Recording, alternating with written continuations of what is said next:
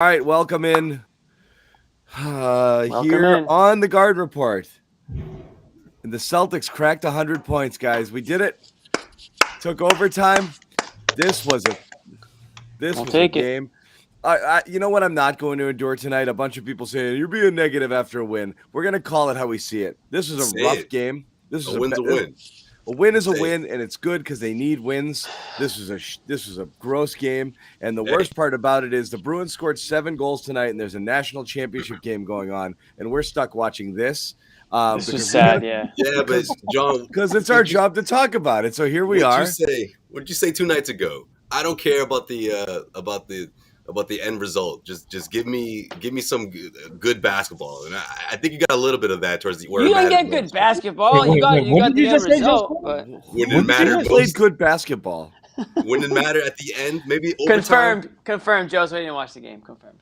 For overtime, they didn't play well in overtime. Okay, so No, maybe they he played watched well in overtime. they played well in Maybe he watched overtime, yeah. overtime. Maybe he He watched the caught the overtime. end. He caught the end. Is for the sure. previous 48 minutes on. where it was not the least bit pretty?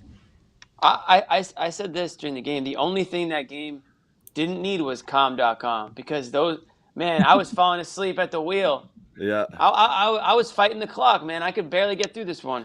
People were This so game asking for it. had less flow than anything I can remember. This was grisly. Well, usually when you have games like this that are low scoring, you can lean on the fact that, both teams are playing really great defense. No. That wasn't the case. No. They were just missing shots. So This Go game ahead, is Charles, painful to watch. They're- But they're at this just point, if you're playing the against Celtics, really it's good all about finding ways to win. That's all you really care about at this point. Trying to get wins. And they got See, what they I'm came not for. They sure got I the wins. do. I'm not sure I do, and that's where I differ. And this is where we're going to get into it a little bit with like the, it's a second game in a row that Romeo and Neesmith are DNPs, and I'm not leading the show with this. We're just going to talk about the choice here is shorten the bench and really go for it. It was really interesting what happened in crunch time when Smart left the game. Schroeder didn't play for the last 9:20 of the game. So Ime goes from a double point guard lineup late in games to a no point guard lineup late in games, which was shocking. But there was guys we mentioned being out in crunch time like Grant and Richardson, which we liked. I'm not sure if like what happened in crunch time and overtime was positive, Well, Marcus but I is out, guess too. so. Marcus was out.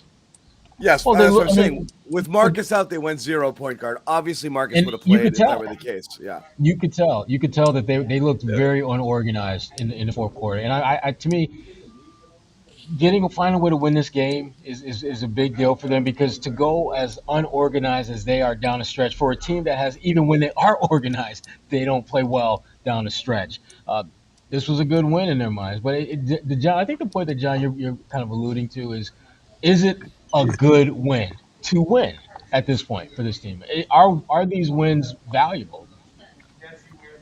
But that's I I'm don't. not So sure. that's kind of where I'm at. Is what are we but do? What are we doing here? Again, we're going to argue back and forth every single time and say, play the kids and develop them, or play this garbage bench, with the veterans that you can count on. we're not at And that point yet. I think we've been at that point for a year plus. So that's kind of my thinking is what's being gained here.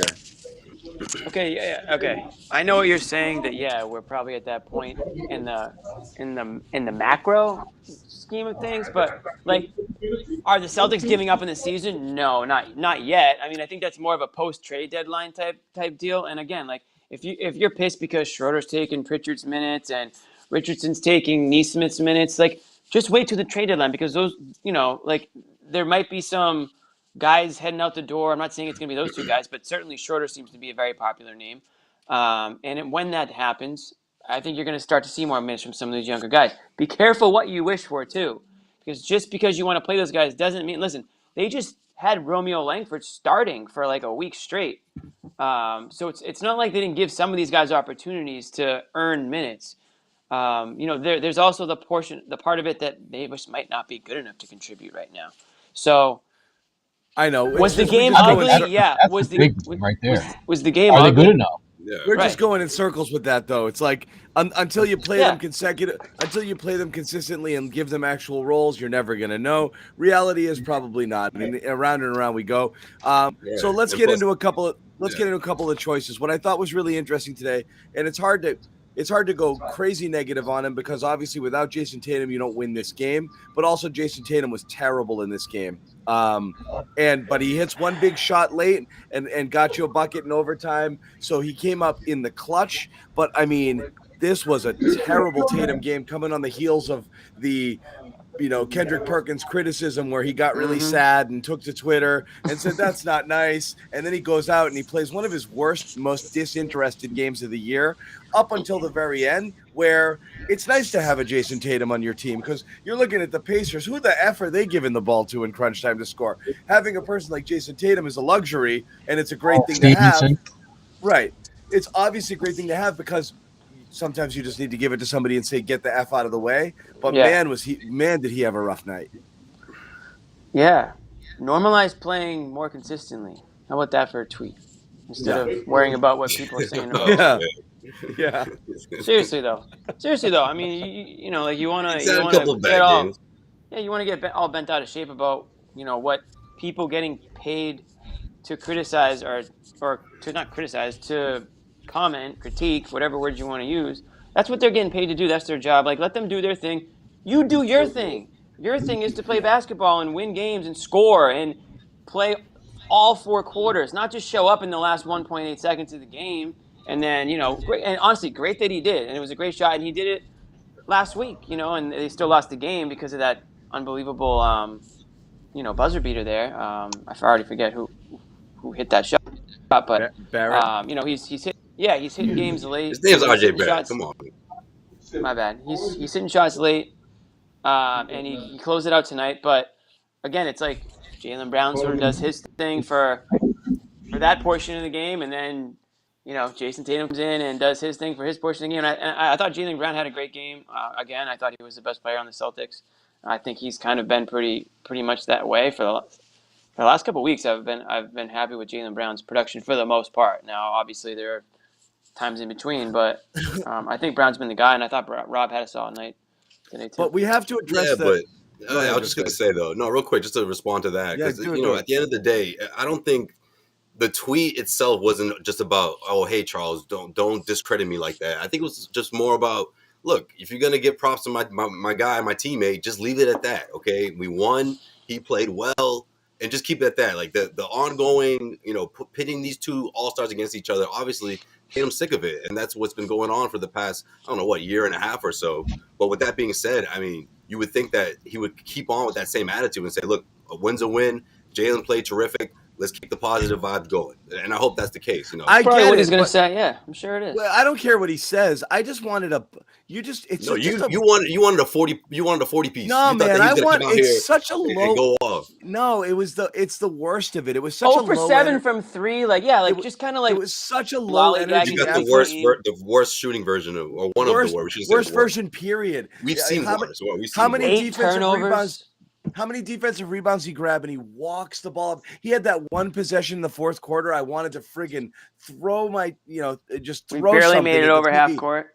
Barely makes it over half court. The dribbles for 13 more seconds, going nowhere. Gets trapped and whips the ball out of bounds, trying to hit Grant in the corner. And it was. I was like, oh my god! Like, it just. So how many times there's no pace. He's not pushing it at all. You could tell after one of the timeouts, he had back-to-back possessions where he got the ball and walked it up the floor. And then a few possessions later, the one I talked about, after the timeout, the next board he outletted it to Jaylen, and they got something going. Like, move, man. Like, that stuff is killing you. The pace in the half court and the pace, like, it's an anti-pace team. Like, I've never seen anyone move this slowly. But then on top of that, he's going through the motions of, like, he'll miss a shot and and then the shoulders go down again. And even when he makes it, it's like, instead of I'm happy I made it, it's this has been a rough night for Jason. Like, it doesn't matter. Like,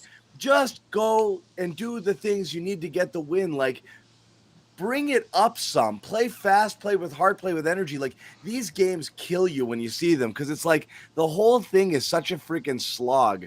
And this is the worst of it. Yeah. And he's been good. This one was just so bad.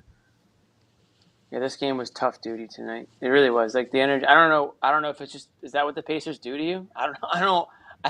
I'm kind of a Pacers guy, but damn, I don't watch a ton of them, and I know they were missing a few guys tonight. They didn't have Brogdon, and I do love Sabonis. I'll say that still, but the energy was just. I wonder. I'm waiting to hear what Bobby thinks about the energy in the building.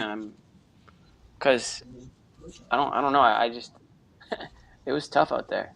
It was they got tough. it done. I mean, they got it done. I mean, I don't know. I mean, like, people are going to probably complain that we're not, commending the Celtics. All right. Yeah, they got it done. They got it Yeah, done. because people are going to complain. People are going to say in the past, if you see the stat line from Jason Tatum, then that's an automatic L.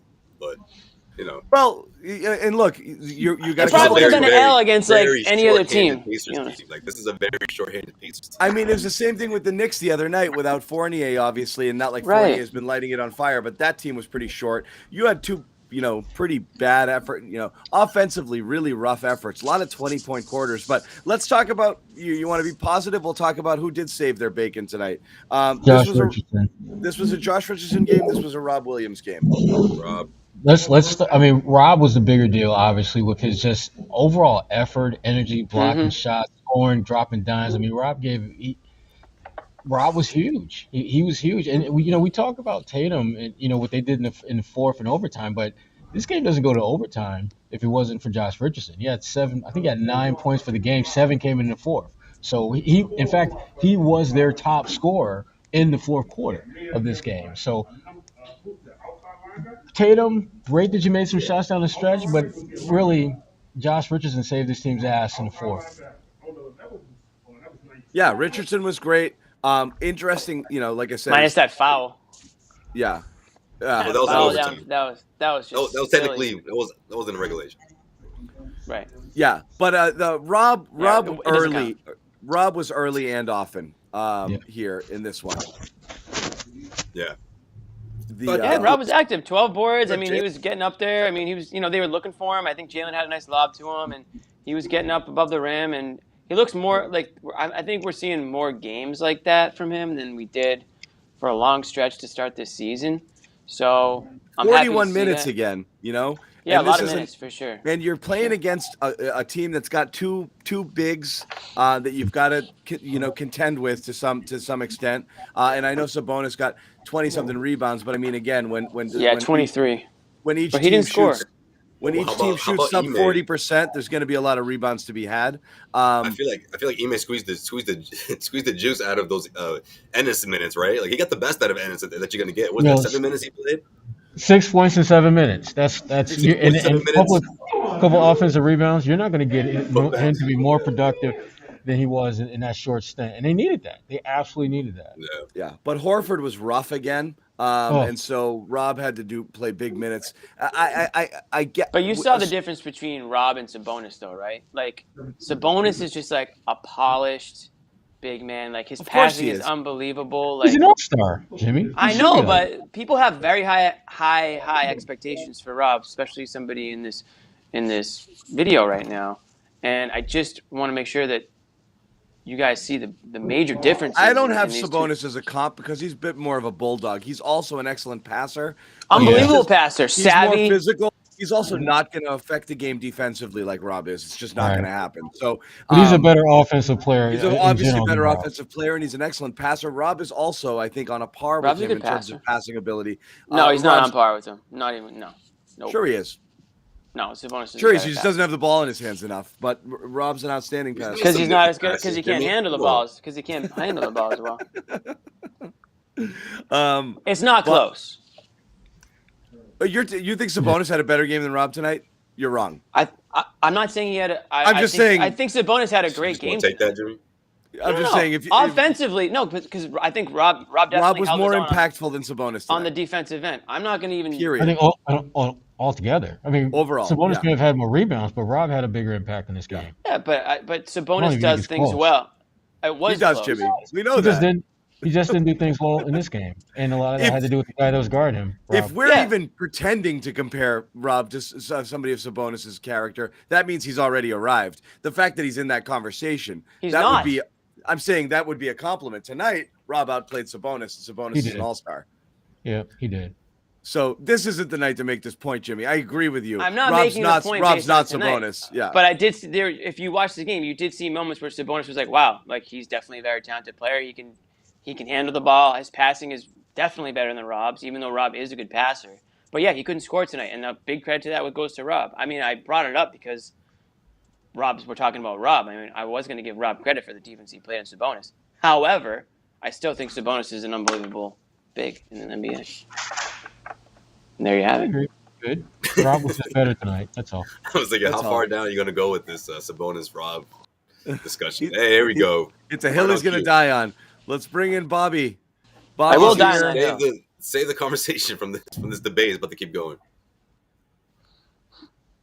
Oh, the audio. Bobby, are we doing the thing? I didn't even. Oh, good. No, I was muted. We got the audio issues. We got the music blasting here, so I'll be in and out. But you're good. It's not that bad. We can't really hear. We're good. What are you guys debating? Who had a better game? Nothing. What do you think of the game? What's your take on this game? Don't set him up like that, Joe. Listen, come on now. I've been saying all week I'm starting to take on the mindset of process over the results, and the result was good here, and the process to get there was pretty good down the stretch. They did a lot of good passing and execution there to get this done.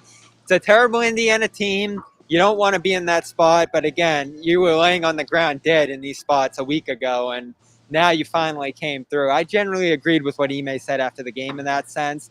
This one wasn't pretty. Tatum, I thought, was really rough, but Brown stepped up in a role they really needed him to in this game, and man, that stat line, 15 rebounds, what was it, 26 points and 6 assists? He did some heavy lifting in this one to pull a win out of there. Rob was great. I saw you guys had him up there. He saved them in the first half when they were just dreadful there. So against a game that was really rolling against them late, they pulled this one out. And, you know, that's sort of what you're looking for them to do where they haven't, right? That overtime was pretty good. The fourth quarter, rough overtime, pretty good. And Jaylen Brown was awesome, I thought. When they needed someone to calm things down, step up and make some plays. What's the best part of Jaylen Brown's stat line? No turnovers. And the Zero. Celtics had 0 in the overtime period after 20 in regulation. 0 turnovers, Jaylen. Very nice. He was a little shaky with the handle at first, too. Yeah. So. No, he made some big plays. That little dump off to Rob before Tatum hit the big shot 10 regulation that got them 2 free throws there was big. He led Tatum downhill for what was pretty much the icer in overtime. And then that nice little 3-man game in the right corner there with Richardson, Grant in the corner who hit the corner 3. And listen, Ime, after all the ruckus last week about the lineups, went with some spacing, went with some versatile players, and it worked. Bobby, how strange was it that we were the time all of us jumped on Ime a couple games ago was for that stubborn double point guard lineup with Tatum bringing the ball up, and it hasn't happened since, has it? But Smart gets hurt, so you're like, okay, we're gonna live or die with Schroeder here, and he goes with the 0 point guard lineup, which was really surprising. Yeah, no, Richardson came in and wasn't great in this one, but he's a guy who can space the floor and make plays, secondary plays a little bit better than Richardson can in that spot. You'd probably rather have him shooting catch-and-shoot threes than Schroeder there. And Grant, it's kind of a no-brainer. He wasn't great in this one, but you did kind of see how that pocket pass to the corner there really helped out the offense late. I mean, that was a big one. Jaylen passes up a good shot for Grant with a better shot, and it goes down. It was his first make of the game. Then he misses another one. Actually, the one he missed was ugly, off. Yeah. But luckily, Rob is there, saves the day. With the offensive rebound, gets it to Tatum, gets it to Brown, gets it to Tatum, and that's the ball. But John, you remember the play before that though? Because I think it was like a minute and a half left, or maybe more than that, but in regulation, and Grant got another open look, and Jaylen could have, or Tatum rather, could have. He pretty much had a layup, but he resorted to giving him that open shot. He misses, and of course, he got the ball back in that big spot. I just think it goes to show that their confidence in him. Yeah, Grant went back to that corner, and that time he was wide open, and they didn't hesitate to give him the ball again. Even the little pull-up that he had with about 3-4 minutes to go, where he went baseline, and that one rattled in and out. That was a good shot. So that Grant is all about them falling. I do fear that he's going to regress to the mean. He's not a 45% three-point shooter. He's not a 50-something% three-point shooter from the corner. He's going to fall So in order to hit those season averages, you're going to go through a bit of rough stretches to even things out. But he's still better than anything they have in terms of spacing right now. And Richardson probably is the other guy. So those are the only guys that can create a little bit of space. If you're going to make Tatum the primary ball handler or Brown, it makes sense for those guys to look for one another once the defensive attention gets drawn over to them. So, that's and then you might make that extra kick, which they did in the case of Jalen finding, Grant for that big three in the corner. The Schroeder thing is interesting, though, isn't it, guys? Like, do you think this is a movement off of him, just to say, like, or was it just reading this game and he's like, I'm not feeling him tonight? Or do you think Ime is like, I'm a little concerned with how we look when he's on the floor in crunch time, and I don't want to play him right now, even without a point guard?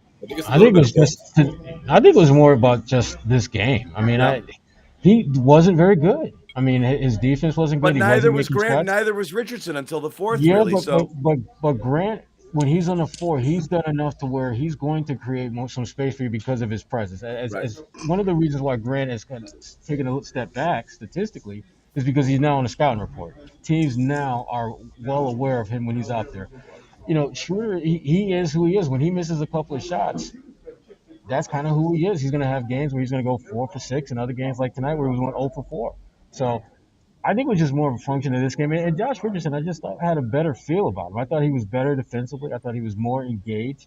I thought he deserved. And without having Smart, you had to have one of those guys out there. And if I had to choose for this particular game, Josh Richardson was a smart call on that part. And interesting. Smart into that. Yeah, go ahead, Jimmy.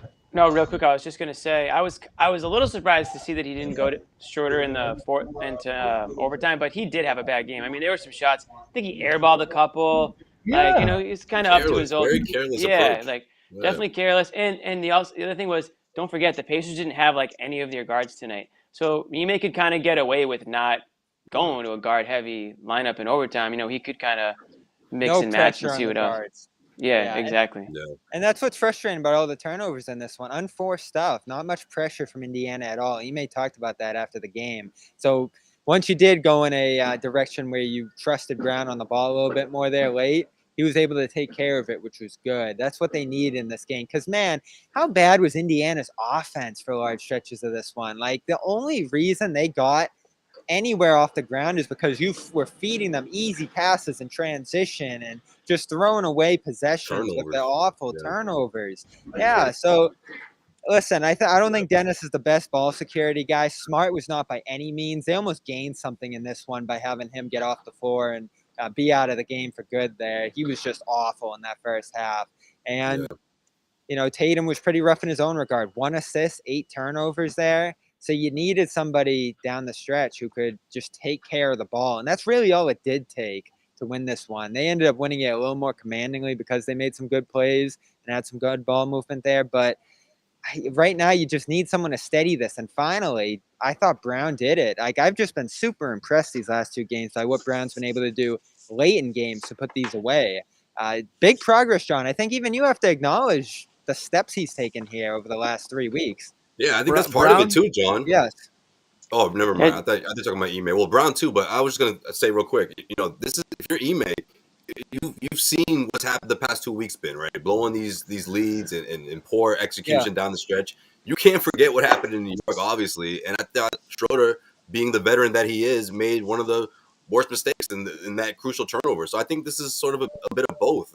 If it's close down the stretch, depending on how he's playing, maybe he goes with him, but more times than not, if he's ice cold and he's not feeling it and he seems out of sync with all the rest of the guys, it's important for Ime to recognize that and say, "Nah, man, you're gonna take a seat."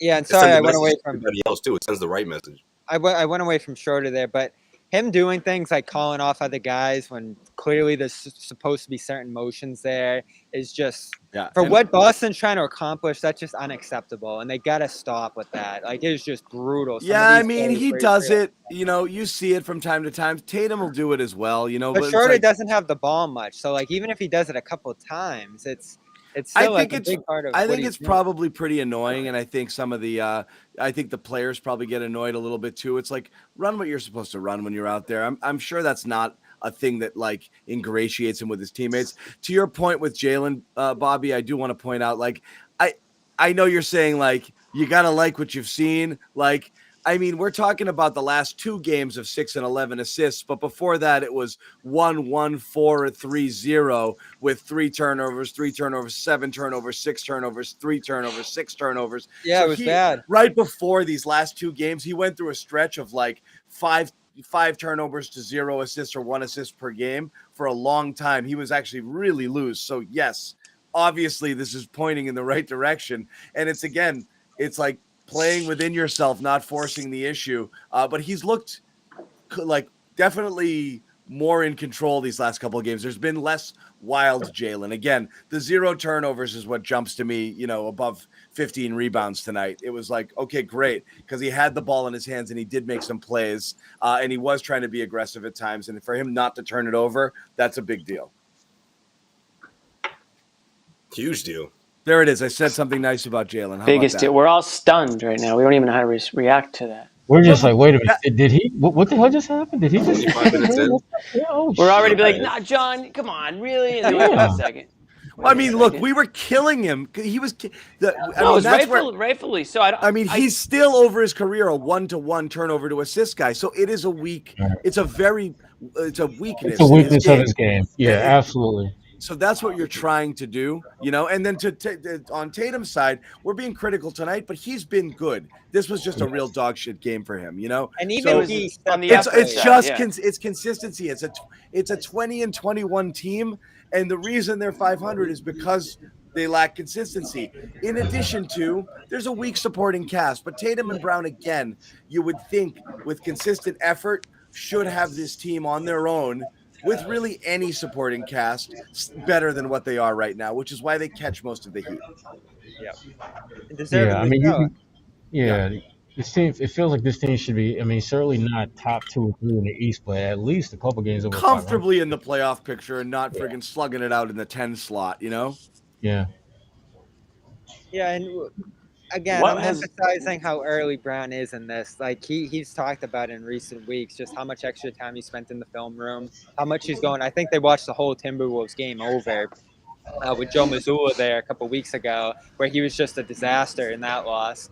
He had some real rough ones, and for him to get up and be this great at it so shortly after that, I think is encouraging. Because again, with him, I keep emphasizing, I'm not saying these guys are young. I'm not saying that they're not experienced. I'm saying that they're not experienced in this role, playmaking and leadership, 2 things that I think they have to make massive strides in, and we're starting to see little ones. And I think each step that they make in that area, as long as they keep going forward, are going to be important. Like Brown can't go back to the turnover mess after this. That would be bad.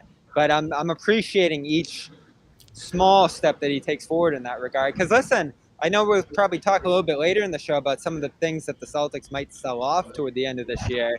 The responsibility for Tatum and Brown as ball handlers is only going to grow as this year goes on, as Schroeder, I would imagine, ends up out of here at some point before the deadline. And who knows what happens with Smart and some of the other guys that are, reportedly available now. So this is a role for these 2 guys that's only going to grow. And they got to get more consistent with it pretty quickly here. And that's what this year, to me, at this point, is all about. It really is. Like, where these guys stand as playmakers by the end of the year is going to decide how successful this season is for me. Not where they win in round 1 or lose in round 2 or, get through the play-in tournament. The individual progress and this collective progress on the team on this front in terms of playing together is going to be what's most important for me. If they lost this game, I still would have felt pretty good about how they played late. Really? I'm not as concerned about the results anymore. Like, I just want to see them start to play good. Yeah, this didn't feel good. I mean, no. Wait. I mean, okay. The other issue I kind of have is I think he's gonna follow that up with something. I still just very late, like the last 1.8 seconds of the fourth quarter into overtime. Right. They played bad for 47. How bad have they been 47 minutes. Yeah, 47 minutes. And 57 seconds. Yeah. He did say late. Overtime, but the rest was great. Say late. Yeah. Don't play him. They have been horrific in those spots, and now tonight they got through on their feet. That's progress. Look. You need I mean, again, what are we talking about? They're 3-11 in games decided by 5 points or less. You need a couple of these, right? You can't lose every single one of them. So yes, it was almost perfect. Yeah. Right. Yeah. We would have been dogging them like crazy if they lost this game. So yeah, to play like dog shit and execute a little late is probably better than playing pretty well for most of a game and absolutely collapsing and puking on yourself in the last 5 minutes. So yes, that's something that absolutely you can notch in the positive column.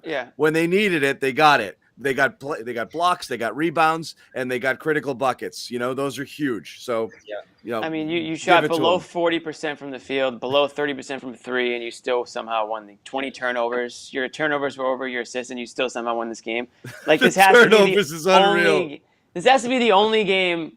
I would like to know the stats. Like go to Basketball Reference and just figure out like how many games they've actually won with those numbers. It cannot be many in the last 5 years. 20 turnovers and 17 assists. Yeah, and sub 30% from three, sub 40% from the field. Like you just don't win those games. The team was Marcus Smart from the field and Jaylen Brown with the assist to turnover ratio tonight. Yeah, so absolutely you take the win, but like just slow down on like they played really well tonight and like you were happy with the way they played. Like I'm not going there yet. Now when you talk about playmaking and how the season's going to dictate, you know, how well they become as playmakers, like so. What direction are they going in? Because if you're going to trade guys who are, you know, helping them win, and you're going to play the kids, and you're going to do all this stuff helping them win? They're not winning at all right now. But if theoretically you're, I don't even need to be on this show anymore if Bobby's taking this tact. This is great. Right. I mean, theoretically, to me at this point. If Bobby's adopted this mentality, I can retire now. No, I'm actually right in line with John on this. But you're expecting Jason Tatum and Jaylen Brown to become playmakers, and playmake for who? You're trading away anybody who can help them. I mean, so it's like, and how frustrating is it going to be for them to again? This is like the Kemba Walker situation all over again. Take a player, take away what he does well, and try to make him do something that he's not good at doing, and then it doesn't go well, and then you lose more and more games. It's like we have to stop trying to make these guys become playmakers. Instead, try to get the guys around them that's going to make them best at what they do already well. Like Jaylen Brown's not a playmaker. Yeah, look, there's no question. Like he's not just going to become a playmaker. No, what Jimmy said is the right of it. There's no question about that, guys. Like, and this is the. So you want to keep Schroeder and just let that run out? That's not what I'm saying. No, Bobby. Look. You're both right. I would rather play the kids and take some L's to see if you have something in them, but I wanted to do that last year. Ime's a first-year coach coaching for his, reputation. It's really hard for him to say, job too. I don't care about wins and losses. That's what frustrates me. It's really hard when you have two All-Stars under the age of 25. Like, and I understand the spot there. But this is the point guard thing is really the whole ball game, and this is what it comes down to is where you're having Jason Tatum and Jaylen Brown run your offense late in games because you have to, and that's just not the position you should necessarily be in. Like when those guys, if you're LeBron James, yes, you want the ball in his hands, but these are scorers. You want people to find them, you don't necessarily want them to always have it. So this is what frustrates me the most about like Celtics dialogue these days. It's this crazy defensive Marcus Smart as a point guard and how good he is and how he doesn't get enough credit. Plus also saying their number one need is a playmaking point guard. Like it's not a knock on Marcus to say they need a point guard. Marcus Smart is terrific at a bunch of different things, but they need an upgrade at that position.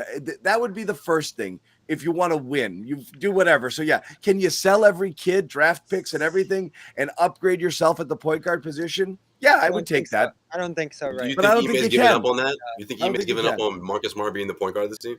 No, he's going to start at the point guard because it's the best thing that they have. I hear what you're saying, but as he continues to evolve and get comfortable with the position, if he can get a point guard, Josue, he would. If he could, definitely. But that's a huge if. That's a I know huge it is. break. Well, you just asked me. You just said if though.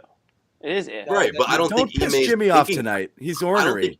I don't think Ime's thinking like that though. I think Ime's thinking, trust this process and Marcus will figure it out. I don't think he's ready to ship him out of here or at least bring in another point guard to replace his duties. It's tricky because he's so good at defense. He's giving you what you need on that end. Offensively, he's so often relegated to the two guard, especially when you have Brown and Tatum on the ball there. And really, he's not all that useful off the ball. He'll cut sometimes. He can't catch and shoot. So you're in a tricky position in terms of consistently having him be a productive part of this offense.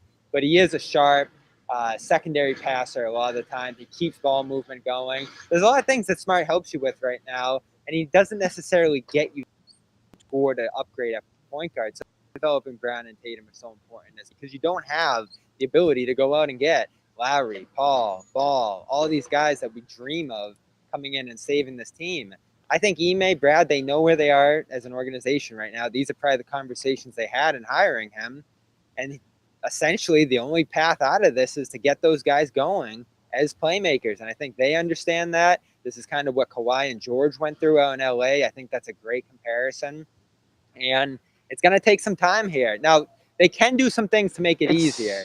I'm not saying get rid of Rob and like shooters and anything they have here. But right now, with what we've watched this year, are Richardson and Schroeder and these guys that we potentially look at selling off here really helping them that much? Like, we have what we have in terms of their offensive production and the team's record at this point. These guys don't accentuate them that well. So you got to swap them out, move some minutes toward younger guys, a shooter like Pritchard.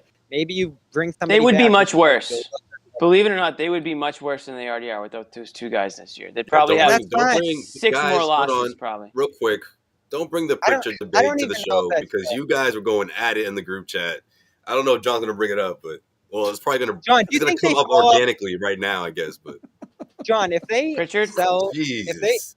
if they trade Schroeder and maybe you keep Richardson in the offseason because he's out. Let's just say they trade Schroeder. Are you that much worse? Look, Bobby, that's not the argument. I've been saying that. What I'm saying is there's one argument to not worry about wins and losses and develop talent because that's going to be more important to you in the future, which is what we've been saying since last year. I don't believe Pritchard is someone who needs developing as much because he came into the league more of a finished product. So I don't believe he's being hurt by sitting. When he comes in, he can do what he does. I think Romeo and Nesmith are being destroyed.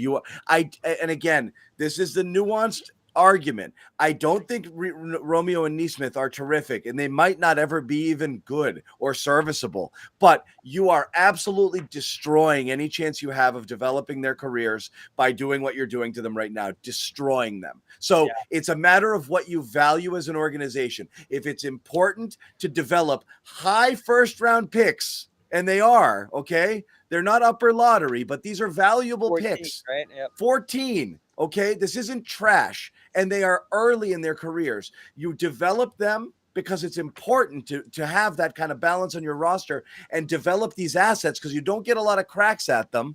And guess what?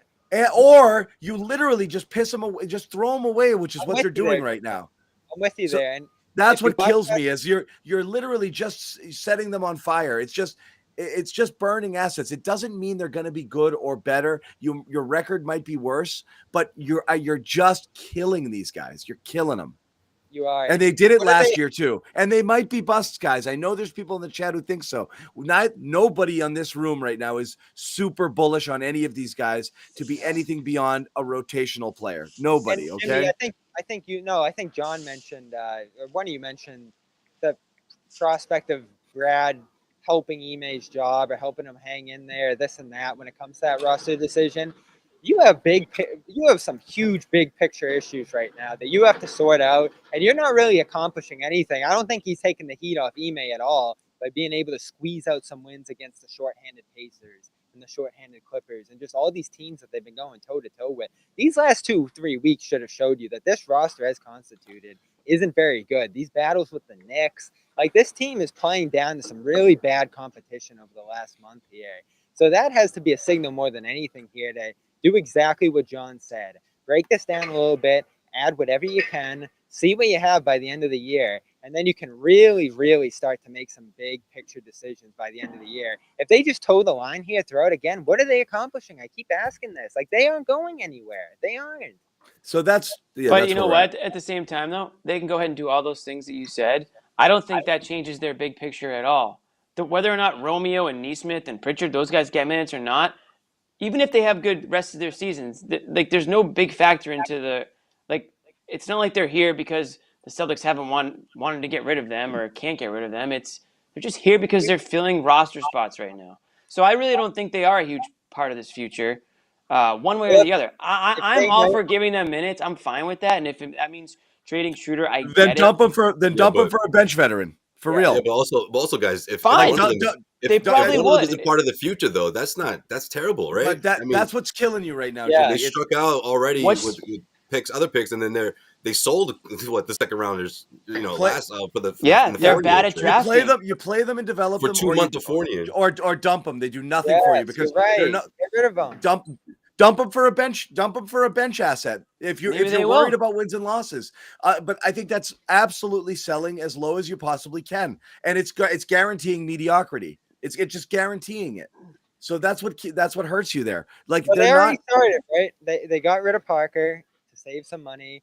They can get rid of Schroeder to save some money. If that's the driving motivation there, I'm actually fine with it because listen, no one cares about the WIC tax and all that stuff, but you're just breaking down the roster a little bit, making Ime rely on young guys just a little bit more in that spot. And I don't think it hurts Brown and Tatum's development all that much. I don't think there's a huge difference between the lower guys and some of the veterans that they're relying on right now. In fact, Grant's kind of that middle ground between them, and he's been fine for them as a supporting piece. Grant's been solid.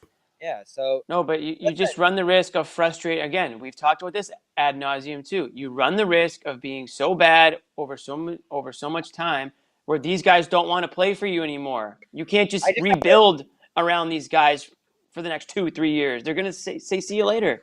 I have a different view of how much worse it'll be, though. Like, this isn't good at all. That's what I was saying, is how much worse would it... The bench was awful tonight. It might be better. Until very late in the fourth. Are you telling me if you decided not to play any of the guys on the bench tonight and went with, let's say Pritchard was healthy, if instead of Richardson, who was fine late, and Schroeder, yeah, and Ennis even, you gave some minutes to Romeo and Nesmith. You think this game is hugely different tonight? We just said Richardson was one of the reasons they won tonight, didn't we? Very didn't late, we say but that? he was a no-show for most of the game. He doesn't do anything extraordinary. Yeah. Fine, but we already know that Romeo is a zero on offense. We know that Nesmith can't hit a shot, and Pritchard's the point guard. Yeah, could Pritchard have helped? Yeah, sure, but sometimes play tonight. He can't play, so he's out. He's out. For a game like this, you didn't need a guy to be extraordinary. You needed him to do what was necessary. And in the fourth quarter, they needed someone to make shots because you look at the numbers. I mean, Jalen made a big shot, but he wasn't making that many shots, and Tatum wasn't doing that. They needed someone to do the necessary work to get the win, and that was Josh Richardson in the fourth. Yeah, and we've said this earlier this year. The difference between this year and last year, it's not really showing up in the records. Absolutely, that's true. But they actually do have capable bench players this year when they play up to their standard. Whether it's Schroeder, Richardson, whoever else. Which is why they have more depth. Bad things about Schroeder, by the way. That's why. So I understand what you guys are saying. I can see both sides of it. I guess I'm just waiting to see which direction the Celtics decide to go in. Whichever direction that is the direction they decide to go in. But we're all sitting here wondering which way it's going to be because they're a middle-of-the-road team. Trade everyone. Either way, they're not going to be really good and they're not going to be really bad. So you're right. Whichever way they decide to go, it's going to be a middling season. And like we've said, it's the worst place you can be. I'm okay. Right. But I think what most Celtics fans are hoping on, Jimmy, is that somehow they can bring in a couple of bench guys, experienced bench guys, and consolidate those young guys along with picks. But to John's point, I mean, what's the value in guys like Romeo and Nesmith right now? They've probably diminished, if anything. None. The guy. There's no value in Romeo and Nesmith. The guy I want. So build it. There's not a path to getting him right now, I don't think. So build it, right, John? We're doing the mic thing again. So build it, or continue to lower it. I mean, John, again, they just started Romeo for how many games in a row, and I just want to say for the record, I still think it's because he's not putting the mic closer, but it's just me. It's definitely a plug issue, I think. Anyways, yeah, it's a plug issue. If you want to build it, that's fine. You can play him, but it's not like, again, Romeo gets minutes. He's kind of one-dimensional. He's the only guy right now who doesn't do anything for you on offense. Pritchard, again, I would play Pritchard more. I'm fine with playing Pritchard more. If that means trading Schroeder, I think we all are just waiting for that to happen at this point. I don't think you're trading Schroeder to really get anything for him. I mean, maybe you'll get a second-round pick or something. You're not going to get a first-round pick. And that allows Pritchard to play more. Does that cost you at certain points in the game? I guess we'll find out. But does it matter? Probably not. I mean, if you're a fringe playoff team one way or the other, then it is what it is. I think after the trade deadline, you're going to see one of those guys. You'll see a lane open for one of those guys to getting playing time, getting increased playing time. But does that mean the Celtics is going to dramatically change their season? Well, it depends what kind of move they make. So we'll see. But I don't think the Celtics. I think they know they have one of those guys, whether it's in Pritchard or Romeo or Nesmith. I think one of them will crack this rotation by the end of the season or around that time after the trade deadline. Yeah, and if that increases their value enough where they can get tossed into a trade that, if anything, they're salary matching, and you take a flyer on a guy on a low deal, short money, but these aren't obviously, this isn't breaking news. They're not centerpieces of any trade. The guys that you have that aren't Jalen and Jason that have value, Rob, Marcus, I guess Al Horford's contract comes into play as valuable. There's not a lot of assets about this for the last couple of years too. There's not a lot of tradable assets. If you're not trading Tatum and Brown, you're stuck with a team like this. You don't have any cap room and you don't have the talent to get the pieces that you need. Yeah. At what point do you start? You guys hear me? Yeah. At what point do you start to think about the future here? Because I think it's just screaming at you. Like, you got to start to make some forward-facing moves here, even as a on-court product here. That's why I'm with John. These guys aren't necessarily going to save you in the short or long term. You just have to find out for the sake of making decisions on them. Is Nesmith part of what we're doing here beyond this year? Is Romeo certainly? You don't know because you haven't found out. And that's what you're trying to find out, Jimmy. You're not hoping these guys can save you. You're not hoping that they become these major trade chips. You just want to start to change some things here going forward, because what you've done the last 2 years hasn't worked, and they've been a big part of it. Their complete inability to impact this team. Grant's done it mildly here over the last season. You appreciate that. Pritchard is starting to get involved again too, and I think he's proved pretty solidly that he's a pro.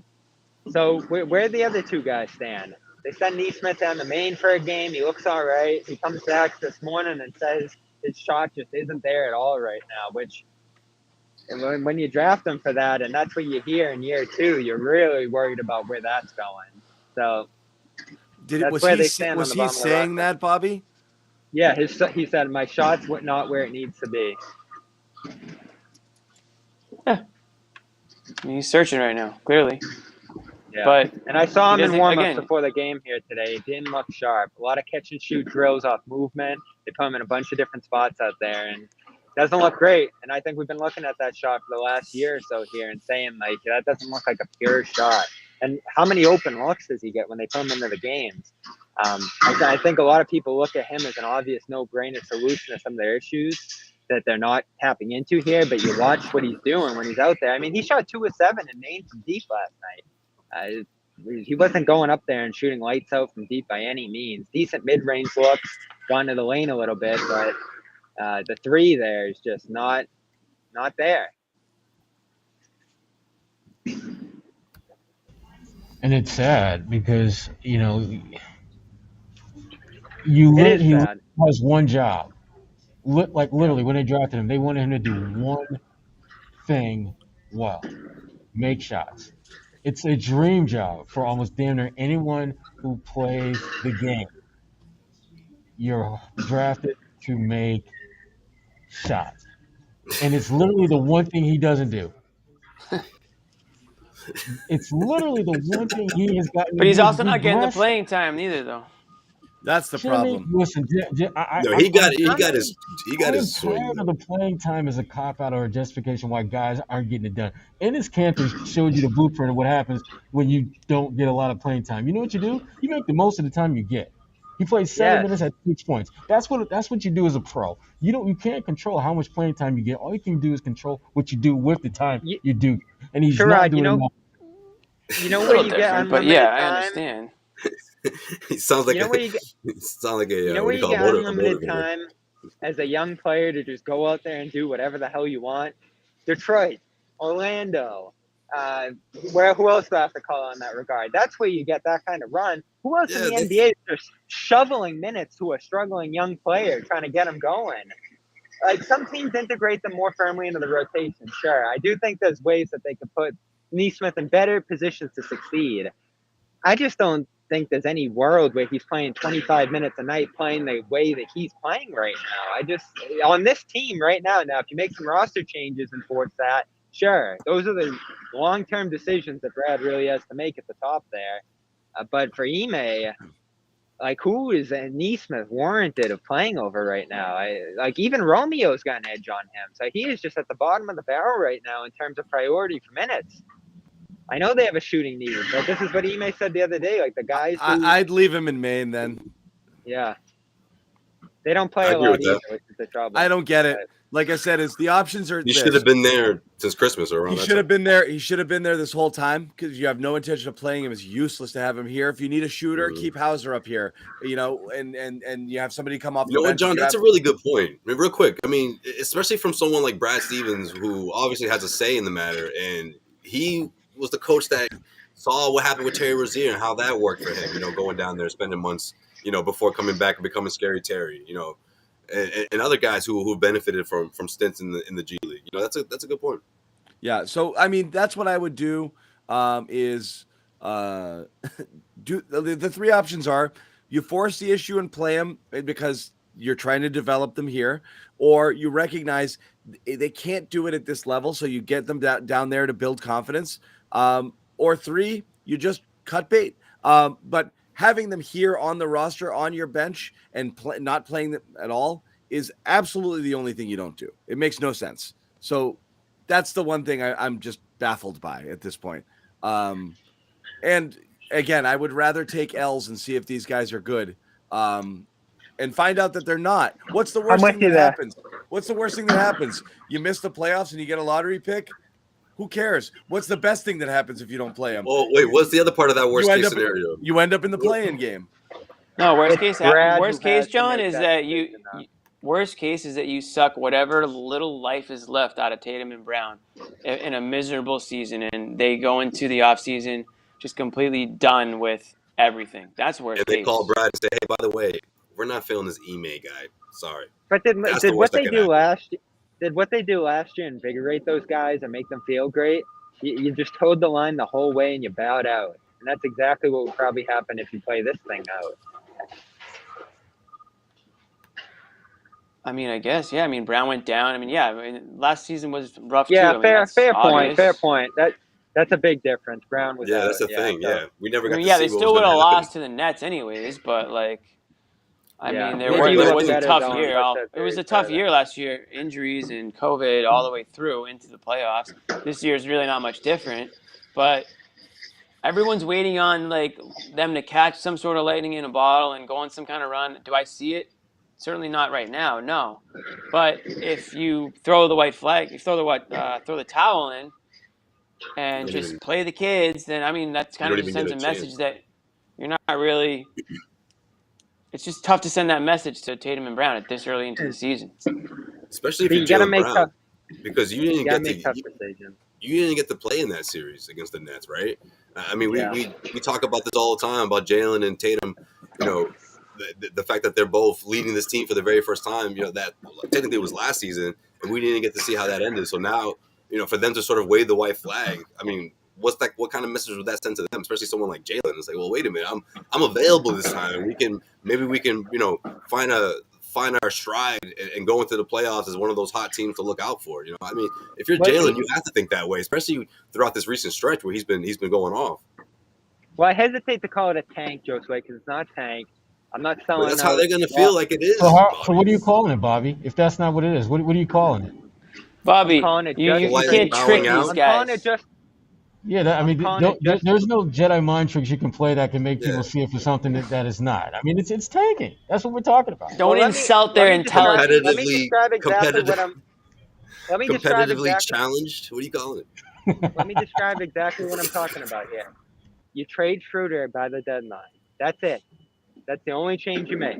Is anyone crying in the locker room? Is anyone saying we can't compete anymore? So there you go. You can have a little bit of both worlds. You keep Richardson for competitiveness. Al's obviously still here. Maybe you get off Wancho. So that's what this is all about. It always goes back to Schroeder. That's the obvious one. Forget at the end of the day. He's gone after That's what this is about. The long con. John, don't lie. You got mad today. You were mad today. What? Oh God. Yeah, he's gone. We know he's gone, Bobby. You were Your doing wishes the will speak come the true. text on some rage shit. So it's an obvious move to make. I was raging.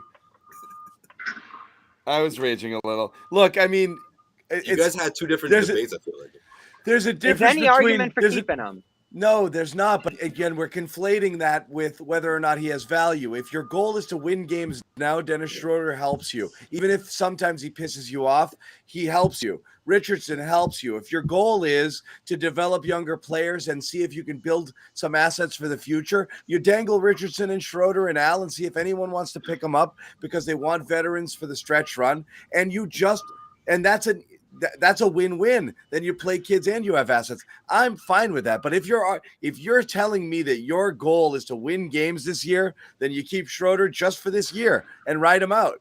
There's no question about it. You're better for it.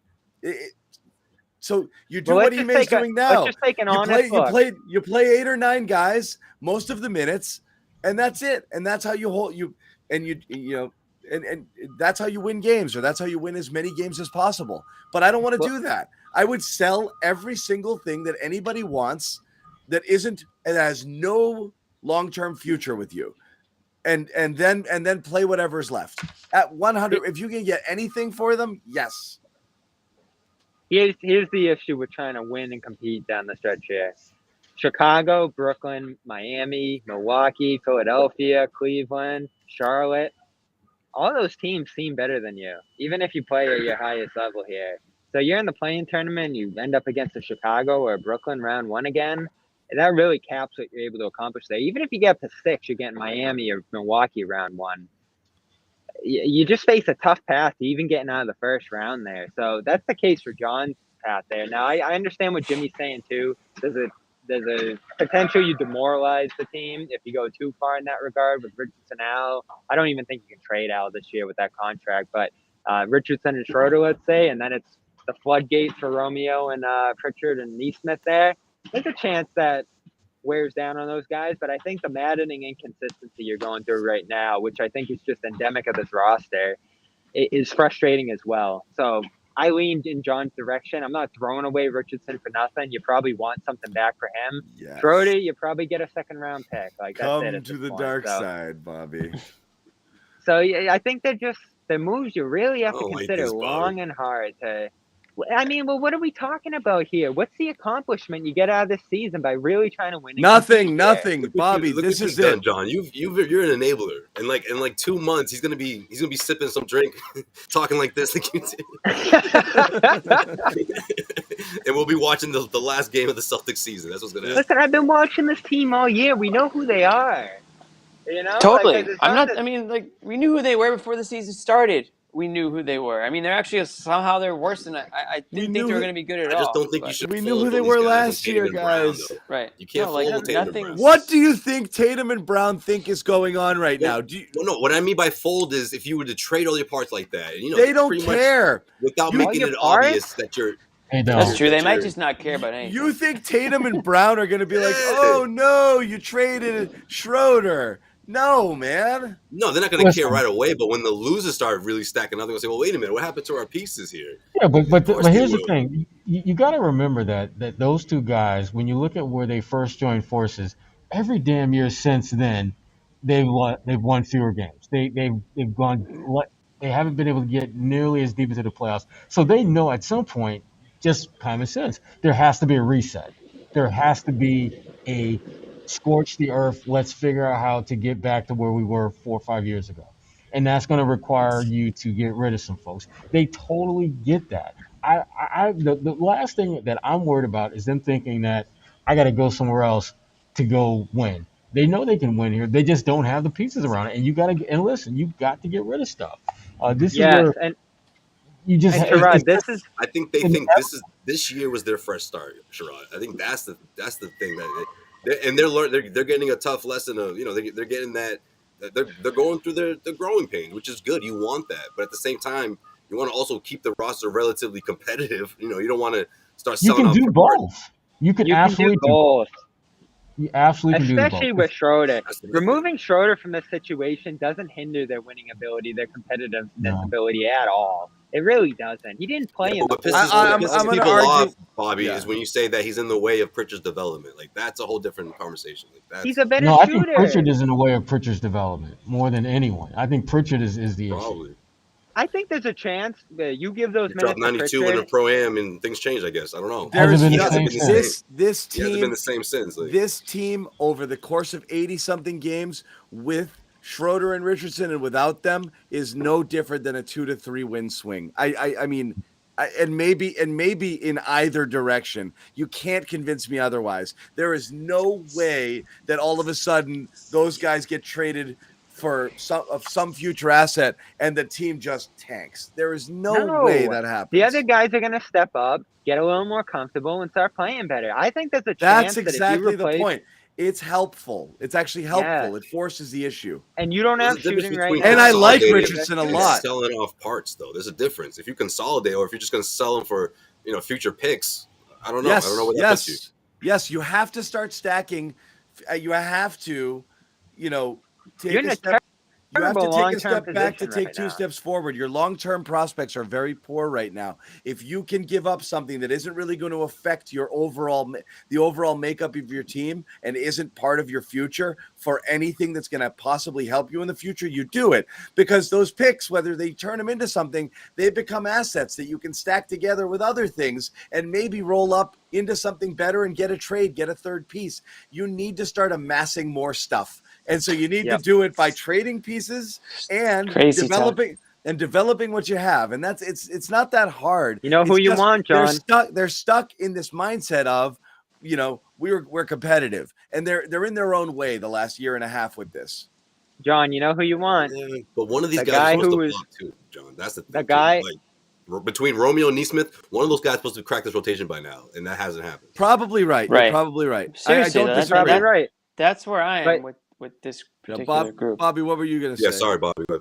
Well, I'll finish it up by saying that, Schroeder's probably done enough from a shooting regard to step into that spot, right? And John hinted at this earlier, too, that he's not necessarily a development guy. He's a guy who is where he is, steps into that spot, and maybe gives you a little something that you don't have right now that you probably need. I mean, Pritchard played pretty good over those weeks that Schroeder was out there, but the guy you ultimately want was on the other side tonight. Did you guys see some of the stuff Domantas Sabonis was doing out there from a passing standpoint? Thank you, Bobby. Welcome to the show, Bobby. I'm glad to have you. He is phenomenal. Yeah, what do you have, 10 assists?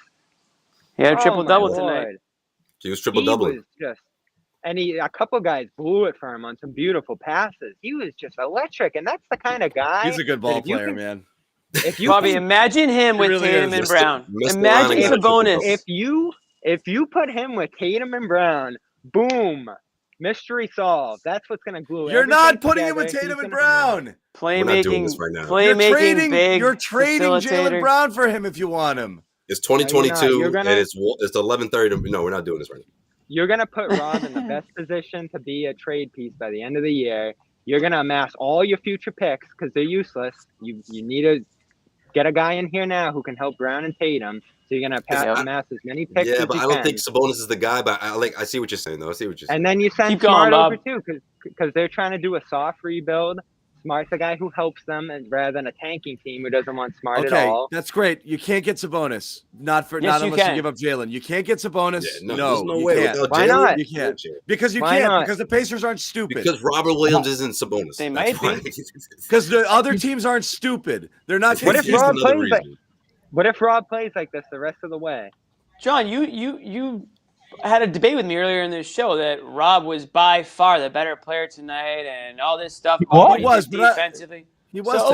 So he obviously has the skill and he's on the rise. Doesn't matter. They want an all-star for an all-star. They're not trading him for a. You've said that Rob has all-star capabilities and possible defensive player of the year capabilities. I mean, we can do this, Jimmy, but the reality is they're not trading for Rob because the whole point of our conversation was if we're even talking about Rob on Sabonis' level, then Rob's arrived. He's not on Sabonis' level. That's how we started. That's why you have to add. We don't even think that. That's why you have to add Smart. Not going to happen. It's not a 1-for-1 trade, obviously. No, it's a bunch of picks. But he would be some other young guys. It's none of that. It's none of that. You could give them. centerpiece. You could tell them. You could tell Well, the what's Pacers. the point of trading Brown for Sabonis? There's no point. The point is stop talking about Sabonis unless you're going to offer Brown. That's the point. Just if you tell the Pacers, if you start the conversation with the Pacers by saying we want Sabonis, you can have anybody but Jalen. They just hang up. They just hang up. They're like, we want nothing else you have. Right now, you can offer them all of it. They want none of it. Right now, but you up the picks.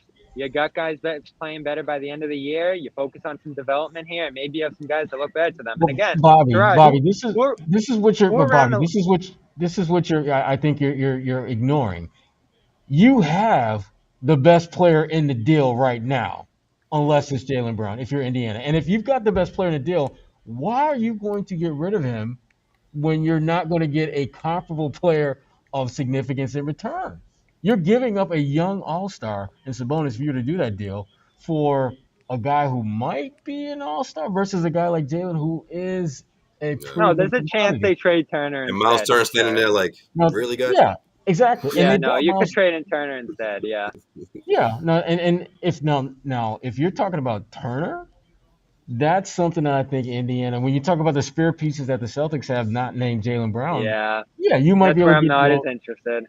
Yeah, that's where the conversation begins and ends. If you're Indiana, that's the problem. Exactly. Well, but it's like Indiana's going nowhere either. Kind of stuck with that. We had this in 2020. We had this exact same conversation. Indiana's not going Josue warned us not to do this. He warned us not to do this about 7 minutes ago. No, you got to do it. I mean, we can do it. We can do it a little more on Wednesday because they're playing the Pacers again. But listen, these are two teams that I think, looking at where they are perfectly aligned to make a deal. Let's say they really, really drill a hard bargain and say, we'll give you some extra stuff here to get Brown with Sabonis. So maybe you end up with Brogdon and Sabonis in a deal like this. You send back Brown and Smart. Then all of a sudden it's kind of this mega deal where both teams kind of swap their middle parts there. That's a tricky one to swallow if you're Boston, because I do think the value of Sabonis is that he connects the Jays there. But you do end up getting a pretty high-level point guard in Brogdon back in that kind of deal. So that's one that intrigues me when it comes to Brown deals. Again, I'm not a guy who wants to trade Brown. I hate that one. Seeing what he did out there as a Pacers guy, I like that one. Seeing what he did out there tonight. You like it for your Pacers. I'm not in the camp of trading Brown. I'm nowhere close even. But that is one construction of a deal that I think could make some sense for both teams. I mean, again, Indiana's trying to do a soft rebuild here. They're not trying to blow it up. They're trying to change up some parts here. That's sort of what Boston's looking at trying to do too here. So these teams, even if it's in a bigger deal with multiple teams, could really make something happen here. And I think that's the only path that there is to Boston making a significant franchise-changing deal in the offseason. Now, none of this is going to happen by the deadline. That's why I advocate just kind of seeing the different pieces you have to be able to I know. Just wish you did it last year. Wish you did it in an we screamed about it last year. Yeah. In an obviously lost season last year, Totally. It's a disease. I don't know. It's endemic right now in this team. I still think that Hayward swap was a miss. I don't care. I'm holding on to that. Clearly, Hayward for Turner and Dougie McBuckets. I still think you make that clearly because that became Fournier and it became Richardson and then it became a TPE. And it's going to become a second-round pick. I still don't like Turner. The conversion went all the way. Turner's not great, man. I don't like Turner at all. Did you even know he's not out great. There tonight? No, I forgot, and I was looking at. He was out for a spell. Then he checked in late for defensive purposes. He's not. His offensive that's exactly game, what I said at that time. His offensive game never developed. I mean, he's leading the league in blocks, though, right? Yeah, he's a great defender. He just has no role in that offense. But the idea of him being a stretch guy and being able to shoot threes consistently just never fully materialized. And he have a shooter. Yeah. He's just not that guy. He likes to shoot. He's just not a shooter. Right. He's a shot chucker. Let's be honest. That's who he is. So he steps out back there. And again, it's a respectable amount. 35% from three this year. It's not terrible. He's just not outstanding at anything offensively. And he's kind of got klutzy Rob hands sometimes too, So he'd be good in another situation. I think of him in Charlotte as a dream.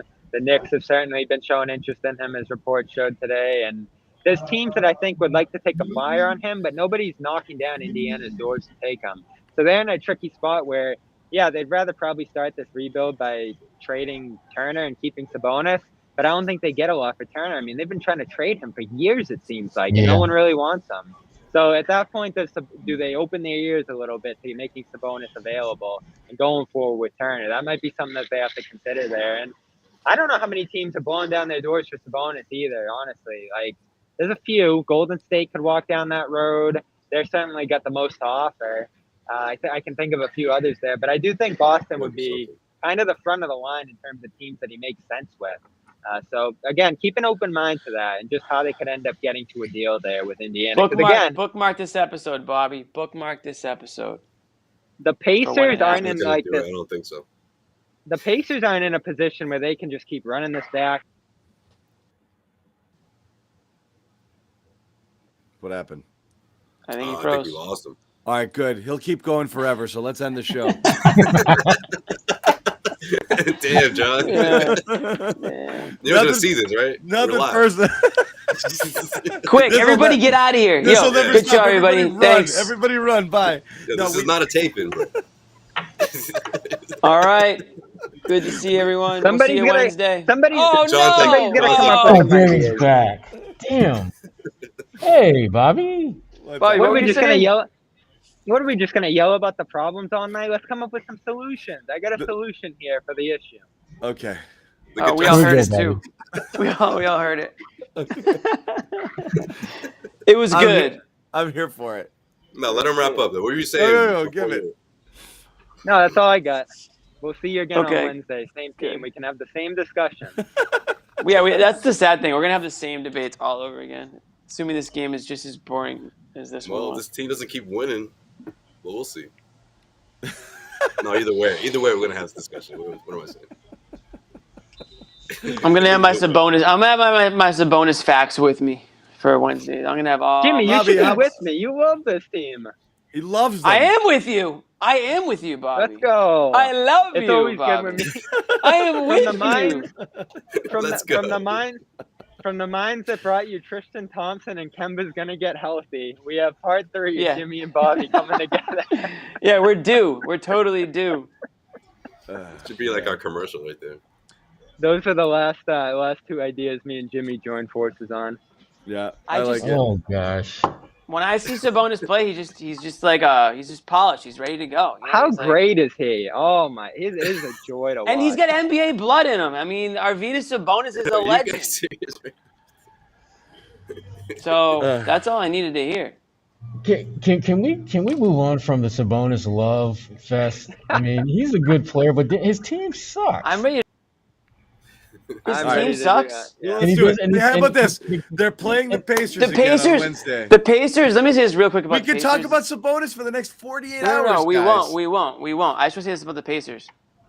Talk about a team that's been screwed with injuries and health issues over the last couple seasons. It's the Pacers. They should have been way better than they were record-wise, but they've since from all the way down the line, every single important player on their team has been hurt over the last few seasons, and that's why they're at the point now where they have to do something, I guess. Okay. Good night, everybody. That's my spiel on the Pacers. Thanks for coming out, Jimmy. Appreciate it. Thank you, guys. Good stuff, Jimmy. Thank you for watching. We're back on Wednesday. Same 2 exciting teams. Hey, something got to be careful. That crowd over there, they don't mess around. John, you're supposed to sell the show. Come on. No. People are here. They know what they're getting. Yes. If they're still watching, then they're diehard. They know what they're getting. They're day ones. But yeah, good stuff. We're back. Right, wow.